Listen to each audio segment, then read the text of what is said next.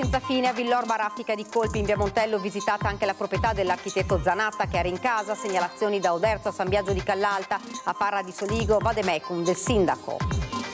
Ed è caccia aperta alla banda che ha colpito a Castagnole, sequestrati i mezzi usati per la spaccata ipotesi di attentato alla sicurezza dei trasporti per il furgone rubato travolto dal treno. Strage del bus di Mestre, la Procura di Venezia chiude l'inchiesta a carico di 7 dirigenti del comune. Nell'incidente morirono 22 persone, tra queste l'autista di Vazzola Alberto Rizzotto. Promettevano investimenti da sogno anche a chi aveva perso la casa durante le alluvioni in Romagna, ma era tutta una truffa. 3 arrestati, tra questi un 69enne di Silea. La Corte d'Appello di Venezia ha proclamato Alberto Stefani presidente del Veneto. Da ora 10 giorni per nominare la giunta, finisce ufficialmente l'era Zaia. In 1000 in Duomo a Treviso per i funerali di Nicola Tognana, dalla politica al mondo dell'impresa, l'omaggio del capitano d'industria e il messaggio dei suoi dipendenti. L'aveva pensata e voluta, ma non ha fatto in tempo a vederla. Intitolata al compianto Andrea Gallo la stanza che nel comando della Polizia Locale di Treviso accoglierà le donne vittime di violenza. Milano Cortina 2026, a Roma la cerimonia di accensione della torcia olimpica che inizia il viaggio in tutta Italia, prima tappa Veneta a Verona il 18 gennaio, il messaggio di pace di Mattarella. Il comune di Longarone conferirà la cittadinanza onoraria ai ferrovieri del Genio per l'impegno nel post Baionte, l'annuncio oggi a Preganzol dove si trova la sede nazionale dell'associazione che si è trovata per celebrare Santa Barbara. Buonasera, ben ritrovati dalla redazione di Treviso. Dunque l'avete sentito, ancora furti in primo piano, nuova scia di furti, assalti in villa come in via Montello a Villorba dove sono state visitate le case di 2 noti professionisti. Per fortuna che non ci siamo trovati davanti, perché può capitare di tutto quando ti incontri un ladro che sta all'interno della tua casa. Quindi prevale anche un po' il sollievo. Certo.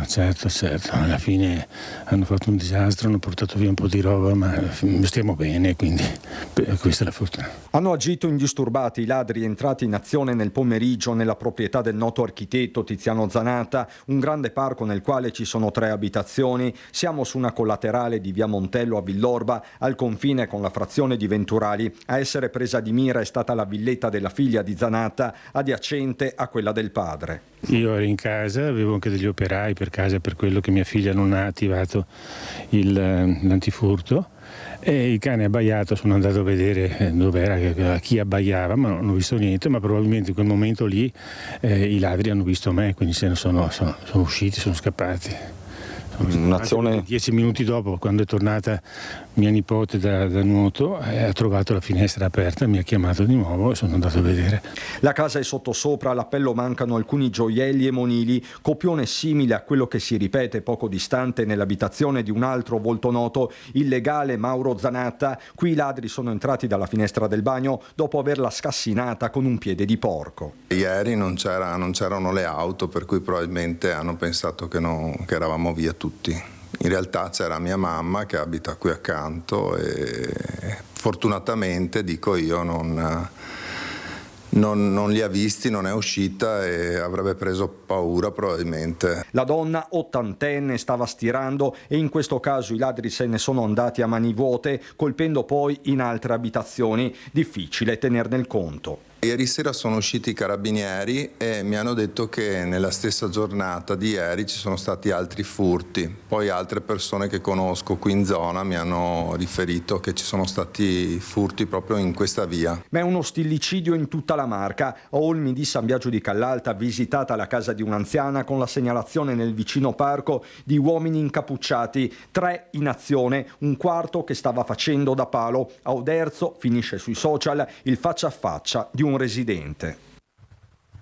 Non so se li vedete, ma quelli sono i ladri con le pile in mezzo al campo.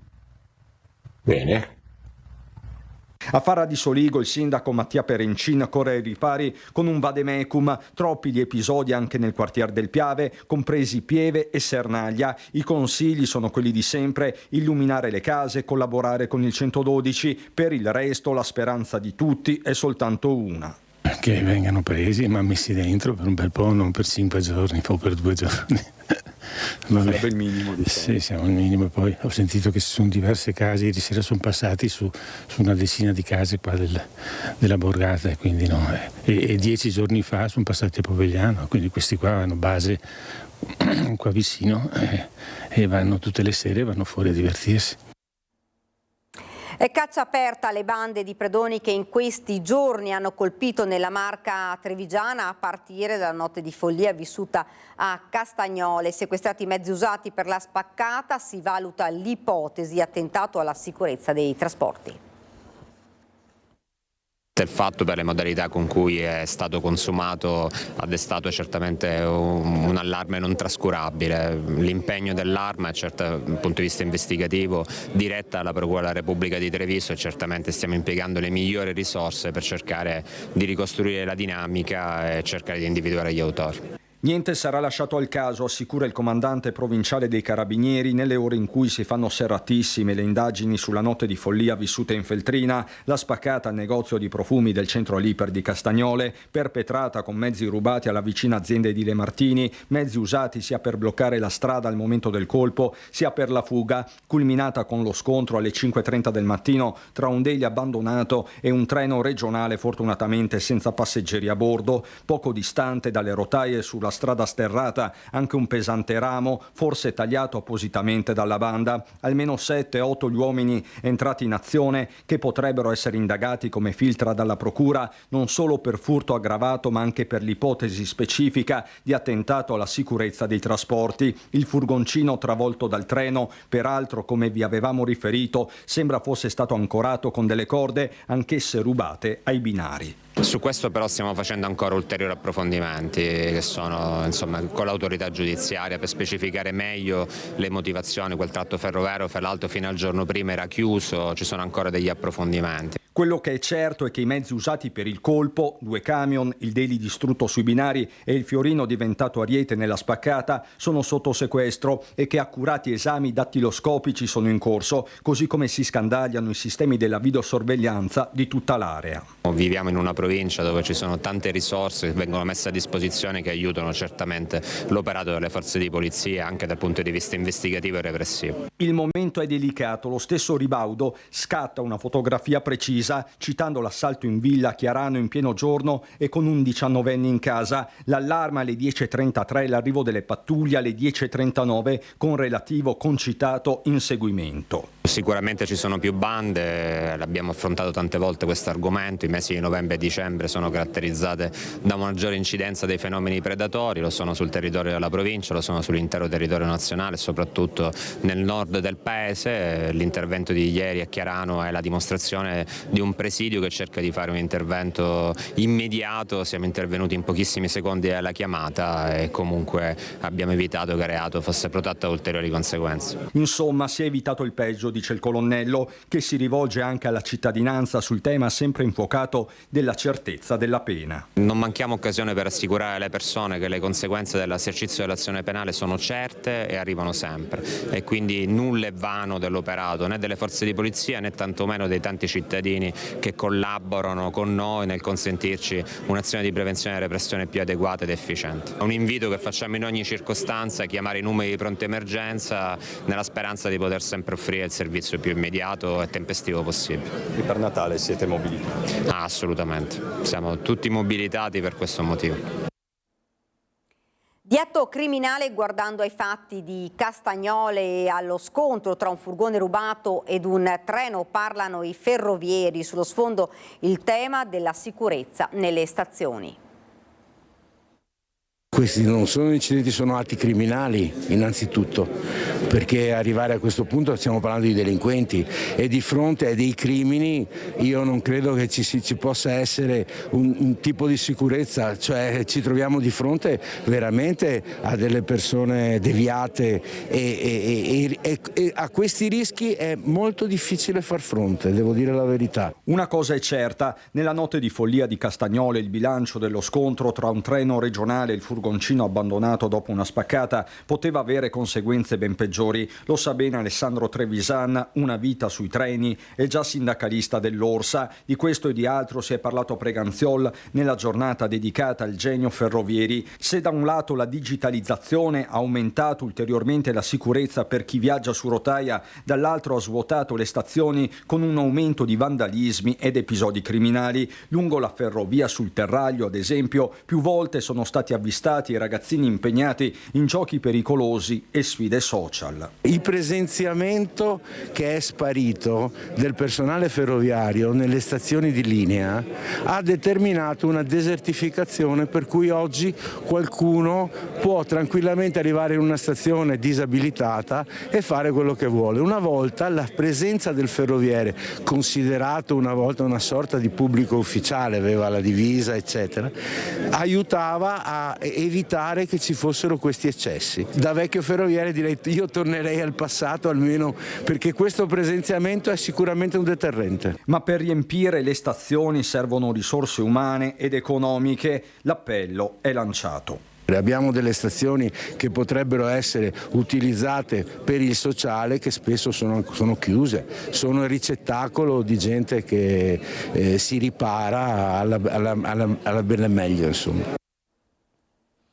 Nella Marca trevigiana le truffe informatiche ai danni degli over 65 sono quintuplicate negli ultimi 10 anni, l'allarme di Confartigianato. Boom di truffe informatiche in provincia di Treviso che vede vittime gli over 65. Nel 2013 se ne contavano 116, 10 anni dopo 618, con un incremento del 41,7%, quintuplicate quindi in un decennio. L'allarme lanciato da Confartigianato Imprese Marca Trevigiana è un effetto collaterale dell'esplosione del digitale, soprattutto a partire dal Covid, spiega il suo presidente Armando Sartori. Inoltre segnala l'aumento progressivo della popolazione anziana. In provincia gli over 65 sono quasi 210.000, pari al 23,8% di tutti i residenti. Secondo lo studio dell'Associazione degli Artigiani sono 2.414 gli anziani vittime non solo di truffe informatiche ma anche di furti e rapine. Rispetto al periodo pre-pandemia a livello veneto la situazione conferma l'aumento dei crimini contro la terza e quarta età, con le frodi informatiche che rappresentano la vera emergenza. Dati che hanno spinto Confartigianato, in un momento in cui l'intelligenza artificiale sta entrando nella quotidianità di tutti, a dar vita ad un'azione educativa sull'utilizzo del digitale. L'artigianato, conclude Sartori, dovrà sempre più confrontarsi con l'innovazione e con i suoi rischi, compreso il cybercrime. Per questo stiamo incrementando le occasioni di informazione e formazione ai nostri imprenditori. Promettevano investimenti da sogno, ma era tutto una truffa. Tra gli arrestati un trevigiano, l'operazione della Guardia di Finanza.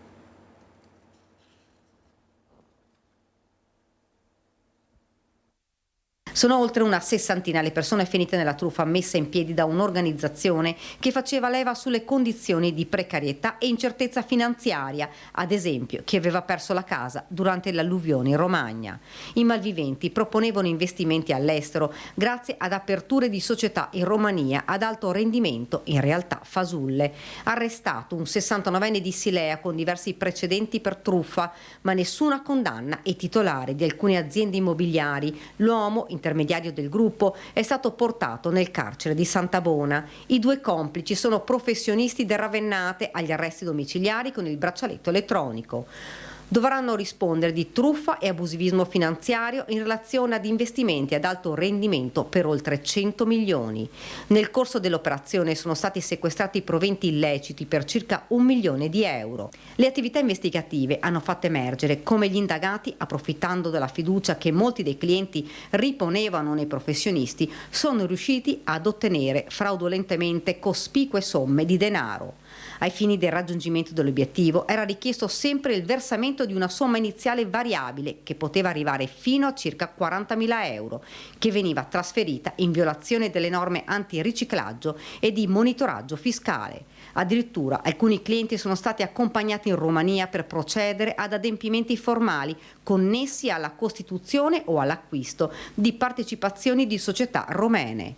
Logico a questo punto per i clienti attendere i risultati dei propri investimenti, che però tardavano ad arrivare, ingenerando la richiesta della restituzione dei patrimoni investiti, richiesta che veniva sistematicamente posticipata accampando scuse di vario genere, fino a sostenere che il rientro dei denari avrebbe subito ritardi o sarebbe stato ostacolato anche dall'intervento nel frattempo eseguito dagli investigatori. 7 dirigenti del Comune di Venezia sono indagati per la strage del bus di Mestre. Nell'incidente morirono 22 persone. Nell'atto della procura non figura il nome dell'amministratore delegato della società La Linea, proprietaria dell'autobus. Dovranno rispondere a vario titolo dei reati di crollo colposo, omicidio e lesioni colpose anche stradali. Dopo più di 2 anni, la Procura di Venezia ha chiuso l'inchiesta a carico di 7 dirigenti del comune per la strage del bus precipitato dal cavalcavia superiore di Marghera nell'ottobre del 2023. Quella drammatica notte si verificò uno dei disastri stradali più gravi nella storia di Venezia. Nell'incidente morirono 22 persone, tutti turisti stranieri in vacanza e un italiano, l'autista trevigiano Alberto Rizzotto. Altri 14 passeggeri rimasero feriti. Gli indagati, saliti da 4 a 7, sono come detto dirigenti del Comune di Venezia, mentre non figura nell'atto della Procura il nome di Massimo Fiorese, amministratore delegato della società La Linea, proprietaria dell'autobus, la cui posizione potrebbe essere stata stralciata in vista della possibile archiviazione. Ai dirigenti comunali si contesta negligenza, imprudenza e imperizia per non aver programmato, promosso, attivato costanti controlli sullo stato del cavalcavia. Secondo i PM, in relazione ai rispettivi ruoli ricoperti, gli indagati non avrebbero monitorato adeguatamente il cavalcavia e disposto appropriati interventi almeno di manutenzione. Data la presenza di un varco nella barriera stradale e lo stato complessivo di deterioramento della stessa, avrebbero quindi contribuito a mantenere una situazione di pericolo strutturale. La Procura ha ricostruito che l'autobus andò a sbattere sul guardrail posto alla destra della carreggiata per un tratto di circa 50 metri, fino a quando, trovando un varco di circa 2 metri e 40 centimetri sul guardrail, sviava verso destra rompendo il guardrail stesso. Questo a causa dell'interruzione della barriera e della mancanza di sistemi di contenimento, provocava così la caduta del mezzo dal cavalcavia. I dirigenti del Comune di Venezia rivendicano invece la correttezza del proprio operato e la propria totale estraneità ai fatti e agli addebiti. Esprimendo meraviglia, i loro avvocati scrivono in una nota: la Procura della Repubblica, all'esito di un'indagine durata oltre 2 anni, ha ritenuto di attribuire tutte le responsabilità dell'incidente unicamente ad alcuni dipendenti comunali, nonostante il varco fosse presente sin dagli anni 60. Stupisce, aggiungono i legali, che la rottura dello sterzo di un autobus praticamente nuovo, fatto che ha innescato l'incidente, non sia stata considerata nonostante i chiari esiti a cui sono giunti gli accertamenti.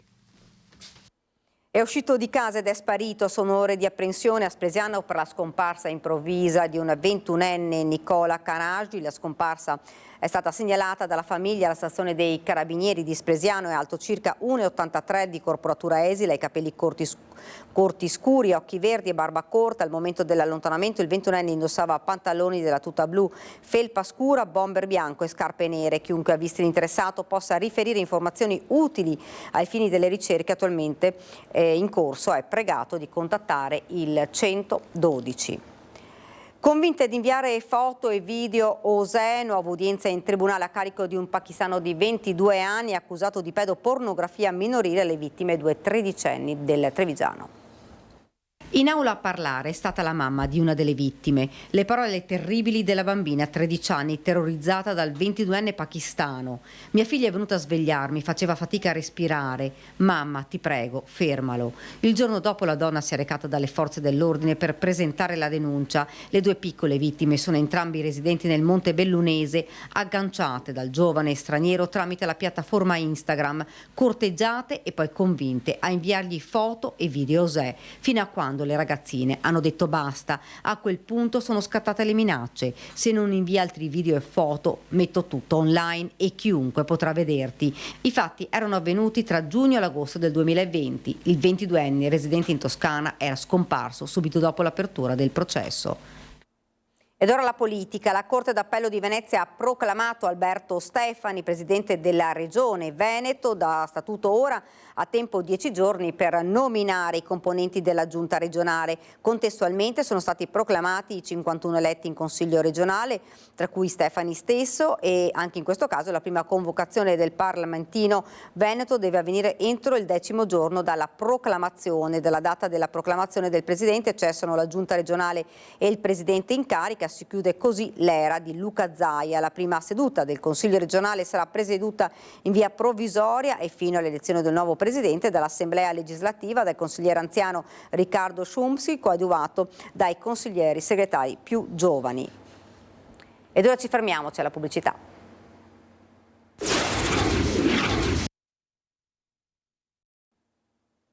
Rieccoci nuovamente in studio. Questa mattina in Duomo a Treviso i funerali di Nicola Tognana, scomparso lo scorso 2 dicembre a 73 anni, un migliaio di persone presenti, tra cui molti imprenditori.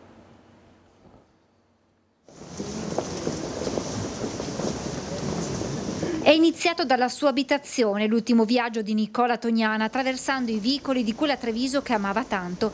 Accanto a lui la moglie Maria Paola, i figli Gaia, Mattia e Filippo e i nipoti stretti in un abbraccio come a sostenersi l'uno all'altra, e poi gli amici e i dipendenti, in mano una rosa rossa. Il corteo funebre ha attraversato il centro della città fino al Duomo, dove Don Mario Salviato ha concelebrato insieme a Don Gianni e Don Silvano le esequie. In cattedrale molta gente comune e poi numerosi rappresentanti del mondo imprenditoriale veneto e trevigiano.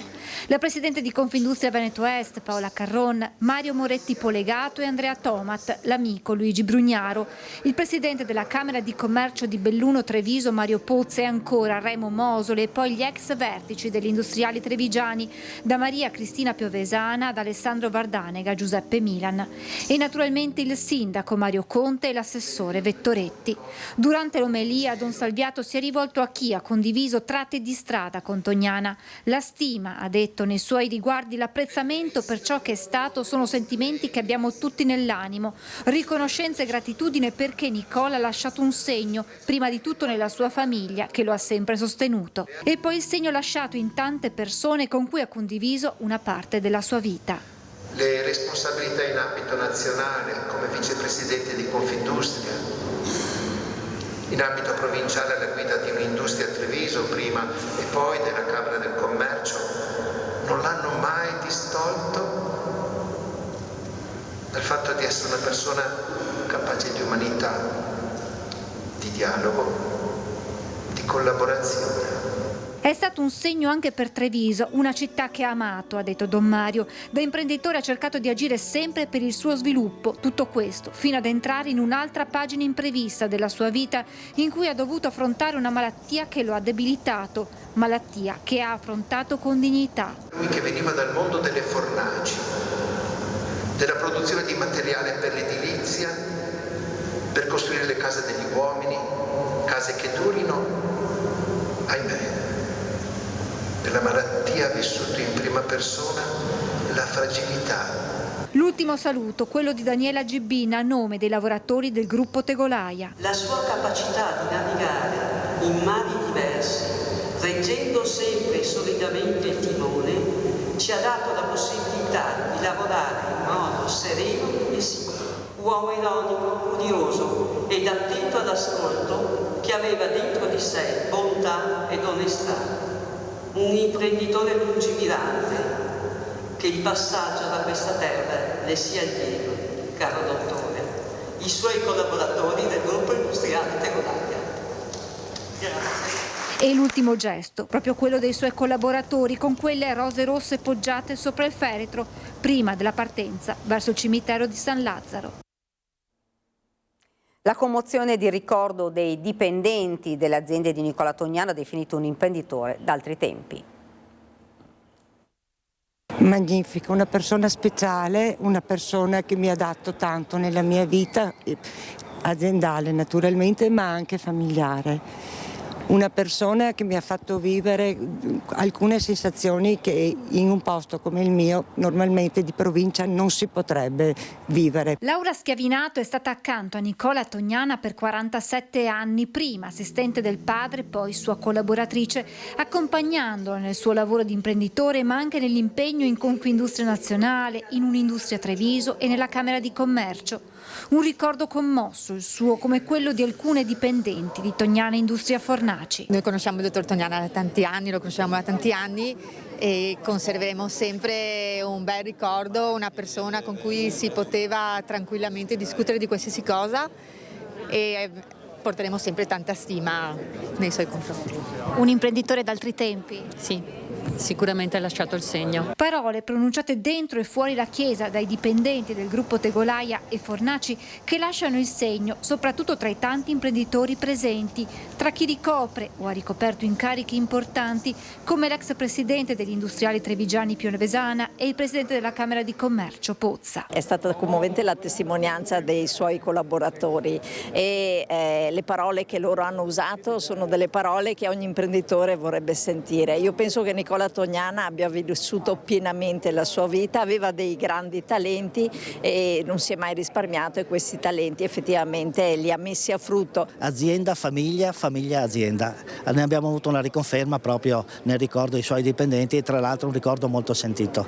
Questo è quel modello che è cresciuto, quel modello che ha fatto crescere e conoscere il Nord-Est in giro per il mondo. Che cosa lascia Nicola Tognana?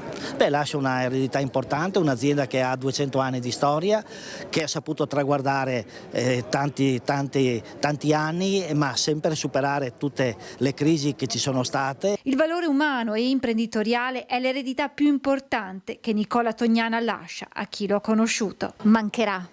A me io sto già male perché per me era anche un amico, non solo un datore di lavoro, non è mai stato un datore di lavoro. L'aveva pensata e voluta ma non ha fatto in tempo a vederla, intitolata al compianto comandante Andrea Gallo, la stanza nel comando della Polizia Locale di Treviso che accoglierà le donne vittime di violenza. Chissà cosa direbbero oggi l'ex comandante della polizia locale Andrea Gallo e Virginia Woolf, la scrittrice inglese a cui si ispira lo spazio di accoglienza intitolato Una stanza tutta per sé, inaugurato presso la polizia locale di Treviso, una prima volta assoluta in Italia per un comando locale. Ringrazio il comandante Gallo che aveva iniziato e fortemente voluto questo progetto, creare una stanza per accogliere le donne vittime di violenza nella primissima fase della denuncia, una stanza quindi accogliente, bella, e ringrazio Soroptimist per aver contribuito in modo fondamentale alla realizzazione di questo spazio. Abbiamo voluto intitolarlo al comandante Gallo proprio perché lui lo aveva fortemente voluto e ha trasmesso la sua sensibilità nei confronti del tema nonostante non ci sia più attraverso la realizzazione di questa stanza e portando il suo nome. Grazie a tutte le donne e alle associazioni che hanno contribuito con la speranza che questa stanza rimanga inutilizzata. Un progetto nato grazie alla rete coordinata dal Comune in collaborazione con Soroptimist International Italia che ha permesso di creare oltre 300 stanze all'interno di caserme dei carabinieri e questure, contribuendo a creare uno spazio di dignità e tutela aperto in qualunque momento.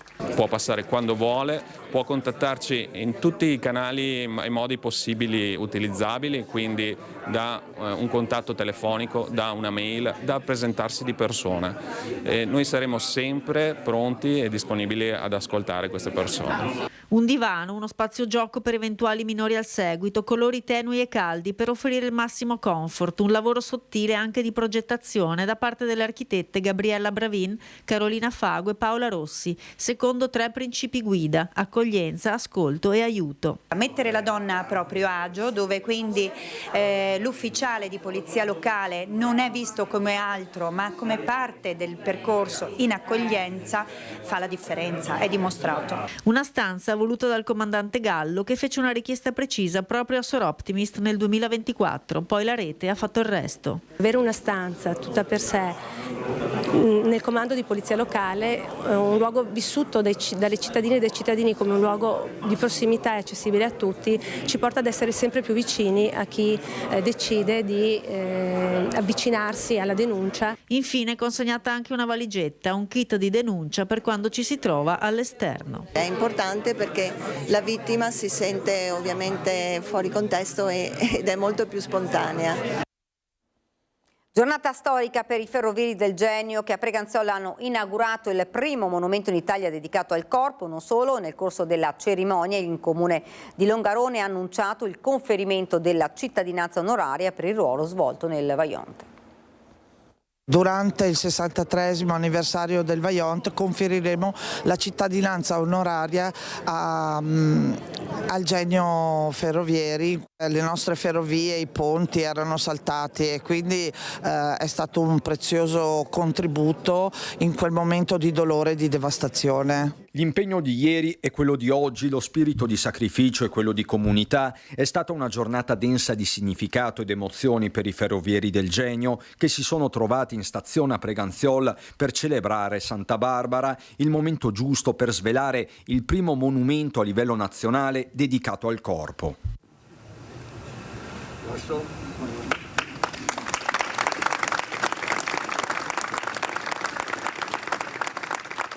Questo è un monumento che è fatto tutto in marmo bianco di Carrara, dal peso di 45 quintali ed è suddiviso in tre pezzi. C'è la base, poi c'è il pezzo che rappresenta, diciamo, il monumento e una ruota di una vettura ferroviaria che rappresenta la ferrovia, la storia della ferrovia. Una storia che è anche storia collettiva, come peraltro testimoniano i cimeli presenti nella sede di Preganziol, aperta al pubblico in una giornata che ha visto la partecipazione di autorità civili e militari, ma soprattutto la presenza di soci e simpatizzanti da tutta Italia. Alessandro Montanari è capogruppo a Genova. Lo spirito è il nostro, il solito, un forte spirito del Genio Ferrovieri. Siamo tutti orgogliosi di essere qua e di scoprire questo bellissimo monumento. Siamo della provincia di Trapani, della Sicilia. No, siamo contenti di partecipare ogni anno a questa manifestazione. Inevitabile anche un riferimento al dibattito di oggi sulla leva militare volontaria. L'apertura è totale. Lo stesso presidente Fabio Ceccato ricorda cosa abbia rappresentato per intere generazioni di ferrovieri del Genio.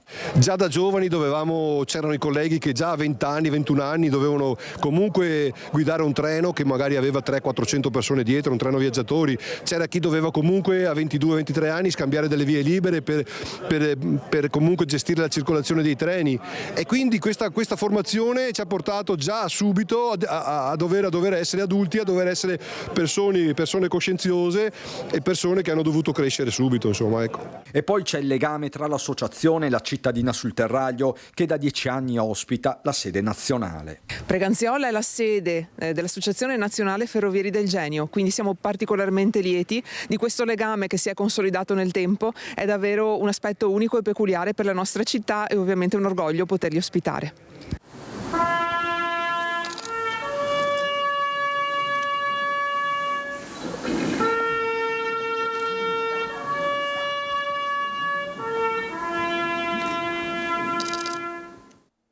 Ed ora le previsioni del tempo con il generale Giancarlo Iannicelli. La pressione va gradualmente aumentando su di noi, come evidente dalla carta, e questa è una garanzia per un fine settimana con tempo discreto, considerato pure che questo sarà il primo fine settimana d'inverno dal punto di vista meteorologico. Prevediamo infatti su tutto il Trevigiano un cielo irregolarmente nuvoloso, ma questo dovuto soprattutto a una velatura nelle prime ore, poi spazi di sereno saranno ampi e un tempo che sarà caratteristica anche per il proseguo della settimana. I venti saranno deboli, di direzione variabile, le temperature sono nella media, le minime sopra lo zero, quindi non si annunciano gelate, 2-3 gradi, le massime intorno ai 12-13 gradi. L'Adriatico è da poco mosso, localmente potrà essere mosso. Ed ora siamo alla nostra pagina da Bellunne Provincia. In In apertura a Milano Cortina 2026 inizia il viaggio che fra 2 mesi porterà ai giochi invernali. Stamani a Roma la cerimonia del braciere con l'accensione della torcia, il messaggio di pace di Mattarella, tregua olimpica. Milano e Cortina, capitali dello sport, nelle prossime settimane renderanno certamente onore al compito assunto davanti a tutti i continenti e l'intera Italia sarà accanto a loro.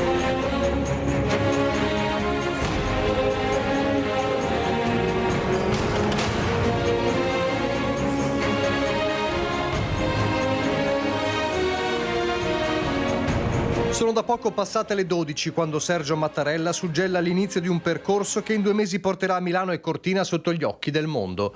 Quella torcia accesa la si aspettava dal 24 giugno 2019, quando a Losanna il verdetto del Comitato Olimpico Internazionale fece esplodere la festa. 6 anni dopo, il percorso della fiamma olimpica inizia il suo viaggio che la porterà a toccare 110 province e 12.000 chilometri, passando di mano in mano ai tedofori. Partenza da Roma. In Veneto la prima tappa sarà la numero 42 a Verona il 18 gennaio, poi Vicenza, Padova, Venezia, Belluno e Cortina il 26 gennaio. Accanto al capo dello Stato, tra gli altri, la presidente del CIO Kirsty Coventry, la premier Meloni, non solo vetrina mondiale indotto economico, Mattarella celebra lo sport come messaggio globale di fratellanza. Le Olimpiadi sono storia antica e moderna, sono anche il tempo di oggi. E più che mai sentiamo la necessità e l'urgenza dell'amicizia e della pace tra i popoli. La pace è iscritta nel DNA olimpico sin dai tempi più remoti. Nell'antica Grecia, quando si svolgevano le gare, come è ben noto, le armi si fermavano. L'Italia ha chiesto che la tregua olimpica venga rinnovata. Ci auguriamo che sia davvero possibile. Anzi, speriamo di più, che i 2 mesi che ci separano dall'avvio dei giochi possano recare distensione e dialogo, fermare aggressioni e barbarie, spegnere le volontà di potenza che seminano paura, morte, devastazione. E dal capo dello Stato una dedica speciale alla regina delle Dolomiti. Cortina torna città olimpica dopo 70 anni. Il mondo corre velocemente da allora. Fu la prima Olimpiade invernale trasmessa dalla televisione. Immagini in bianco e nero e tuttavia, lo ricordo personalmente bene, piene di fascino, una porta sul futuro. Per la prima volta nella storia dello sport, allora fu una donna, campionessa di sci, Giuliana Minuzzo, a leggere il giuramento olimpico. Una delle maggiori ricchezze dello sport sta proprio nelle conquiste che reca alla comunità.